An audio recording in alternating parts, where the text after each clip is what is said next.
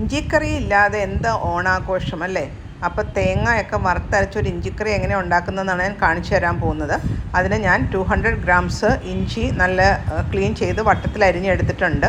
ഒരു ചെറിയ നാരങ്ങ വലുപ്പത്തിൽ വാളംപുളി ചൂടുവെള്ളത്തിലിട്ട് കുതിർത്ത് വെച്ചിട്ടുണ്ട്. പിന്നെ ചെറുതായിട്ട് അരിഞ്ഞ പച്ചമുളക്, കടുക്, തേങ്ങയുടെ കൂടെ വറക്കാനായിട്ട് ചെറിയ ഉള്ളി, വെളുത്തുള്ളി, പിന്നെ ശർക്കര, പൊടികളായിട്ട് മല്ലിപ്പൊടി, മഞ്ഞൾപ്പൊടി, മുളക് പൊടി. നമ്മൾ വൃത്തിയാക്കി വെച്ചേക്കുന്ന ഇഞ്ചിയെ കുറച്ചൊന്ന് ചതച്ചെടുക്കണം. ചതച്ചിട്ട് ആ നീര് നമ്മൾ മാറ്റി വെച്ചിട്ട് അതിൻ്റെ പിശടാണ് ഇപ്പോൾ ഞാൻ ഒരു പാത്രത്തിലോട്ട് മാറ്റിയിട്ടുണ്ട്. ആ നീര് നമുക്കൊന്ന് സെറ്റ് ചെയ്യാനായിട്ട് വെക്കണം. എന്നിട്ട് അതിൻ്റെ മുകളിലത്തെ പോർഷൻ മാത്രമേ എടുക്കാവുള്ളൂ. അപ്പോൾ അതിൻ്റെ തേങ്ങ വറക്കാനും തേങ്ങയും ആ നമ്മൾ പിഴിഞ്ഞെടുത്ത ഇഞ്ചിയുടെ ആ കഷ്ണങ്ങളും വെളുത്തുള്ളിയും ചെറിയ ഉള്ളിയും കൂടെ ഇട്ടിട്ട് വേണം നല്ല ചുമക്ക വറുത്തെടുക്കാനായിട്ട്. അപ്പോൾ കുറച്ച് വെളിച്ചെണ്ണയും കൂടെ ഒഴിച്ച് കൊടുത്താൽ നല്ല കരുകരുപ്പായിട്ട് നമുക്കതിനെ മൊരിയിച്ചെടുക്കാം. പിന്നെ ഒരു കാര്യം ശ്രദ്ധിക്കേണ്ടത്, മീഡിയം തീയിൽ വേണം നമ്മൾ തേങ്ങയും ആ ഇഞ്ചി പിഴിഞ്ഞെടുത്ത അതിൻ്റെ ആ ഇഞ്ചി കഷ്ണങ്ങളും ചെറിയ ഉള്ളിയും വെളുത്തുള്ളിയും എല്ലാം ചെറിയ തീയിൽ നല്ല ലൈറ്റ് ബ്രൗൺ ആയിട്ടുണ്ട്. ഇപ്പം ഇങ്ങനെ ഇളക്കിക്കൊണ്ടിരിക്കണം. മീഡിയം തീയിൽ ഒരു 5 to 10 മിനിറ്റ്സ് എടുക്കും. നന്നായിട്ട് മൊരിഞ്ഞ് നല്ല ഗോൾഡൻ ബ്രൗൺ ആവുന്ന വരെ നമുക്കതിനെ വഴറ്റിയെടുക്കാം. ഇപ്പോൾ തേങ്ങയും ഇഞ്ചിയും എല്ലാം നല്ല ബ്രൗൺ ആയിട്ടുണ്ട്. ഈ പരുവത്തിൽ നമുക്ക് പൊടികൾ ആഡ് ചെയ്ത് കൊടുക്കാം. മല്ലിപ്പൊടി, മുളക് പൊടി, മഞ്ഞൾപ്പൊടി, അതിൻ്റെ കൂടെ ഞാൻ കുറച്ച് സോൾട്ടും കൂടി ഇട്ടിട്ട് അതിനെ ഒന്ന് മൂപ്പിച്ച് റെഡിയാക്കി കഴിയുമ്പോഴത്തേക്കും നമ്മുടെ ആ റോസ്റ്റഡ് ഇൻഗ്രീഡിയൻസ് റെഡിയാവും. ഇനി അതിനെ ഒന്ന് ആറിക്കഴിയുമ്പോൾ നമുക്ക് ക്രഷ് ചെയ്ത് എടുക്കാം. ഇനി നമുക്ക് ഇഞ്ചിക്കറി ഉണ്ടാക്കാനായിട്ട് ഒരു പാൻ അടുപ്പത്ത് വെച്ചിട്ട് അതിനകത്തോട്ട് 2 ടേബിൾ സ്പൂൺ വെളിച്ചെണ്ണ ഒഴിച്ച് കൊടുക്കുക. വെളിച്ചെണ്ണയിൽ നമുക്ക് നല്ല കടുകിട്ട് പൊട്ടിച്ചെടുക്കാം.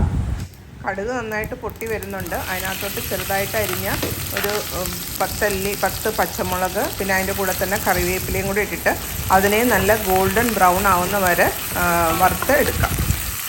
ഇനി അതിനകത്തോട്ട് നമ്മൾ ആ പുളിവെള്ളം ഒഴിച്ച് കൊടുക്കാം.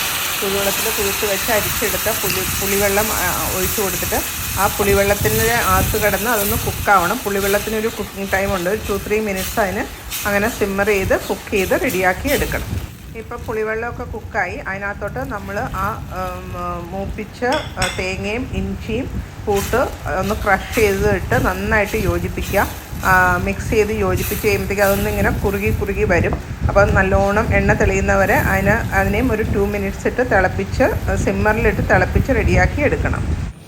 ഇപ്പോൾ എണ്ണയൊക്കെ നന്നായിട്ട് തെളിഞ്ഞ് വന്നിരിക്കുന്നത് നിങ്ങൾക്ക് കാണാം. അപ്പോൾ നമ്മുടെ ഇതൊന്ന് കുക്കായി കിട്ടിയിട്ടുണ്ട് പുളിവെള്ളത്തിൽ കിടന്ന്. ഇനി നമുക്ക് അതിനകത്തോട്ട് നമ്മൾ ആ അടി ഊറ്റിയിട്ട് അടി ഭാഗം എടുക്കാത്ത ആ ഇഞ്ചി പിഴിഞ്ഞെടുത്ത വെള്ളം അതും കൂടെ ആഡ് ചെയ്ത് കൊടുക്കാം. അപ്പോഴാണ് കറക്റ്റ് ആ ടേസ്റ്റ് വരുള്ളൂ.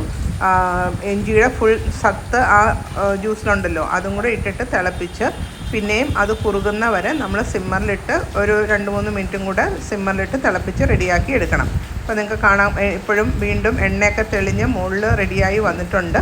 ഇനി നമുക്ക് ഇതിനകത്തോട്ട് ശർക്കര ആഡ് ചെയ്ത് കൊടുക്കാം. ആ ശർക്കര ഇപ്പോൾ ഒരു 5 ടേബിൾ സ്പൂണാണ് ഞാൻ ആഡ് ചെയ്ത് കൊടുക്കുന്നത്. അത് കഴിഞ്ഞ് നമ്മൾ അതിൻ്റെ മിക്സായി കഴിഞ്ഞ് കഴിയുമ്പം അതിൻ്റെ ടേസ്റ്റ് നോക്കിയിട്ട് ആവശ്യമുണ്ടെങ്കിൽ കുറച്ചും കൂടെ ആഡ് ചെയ്ത് കൊടുക്കാം. അത് വാളംപുളിയുടെ പുളി അനുസരിച്ചിരിക്കും. പിന്നെ ഇതെല്ലാം കൂടെ ബാലൻസ് ചെയ്ത് നിൽക്കണം. ഇഞ്ചിയുടെ ടേസ്റ്റും എരിവും പുളിയും മധുരവും എല്ലാം ബാലൻസ് ചെയ്ത് നിൽക്കണം. ഇപ്പം നന്നായിട്ട് കുറുകി വന്നിട്ടുണ്ട് നമ്മുടെ ഇഞ്ചിക്കറി. ഓൾമോസ്റ്റ് റെഡി ആയിട്ടുണ്ട്. അതിന് ആറി കഴിയുമ്പോൾ ഒന്നും കൂടെ കുറുകി വരും.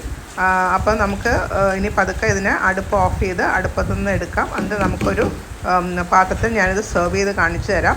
അപ്പോൾ നിങ്ങൾക്കും ഇതുപോലെ തേങ്ങ വറുത്തരച്ച ഒരു ഇഞ്ചിക്കറി റെഡിയാക്കി എടുക്കാം. ഇതൊരു ഓണം സ്പെഷ്യൽ ഇഞ്ചിക്കറിയാണ്. അപ്പോൾ എല്ലാവരും ഒന്ന് ട്രൈ നോക്കുക. ഒരു ഡിഫറെൻറ്റ് ടേസ്റ്റാണ്. പിന്നെ എല്ലാവർക്കും എൻ്റെ ഓണാശംസകൾ.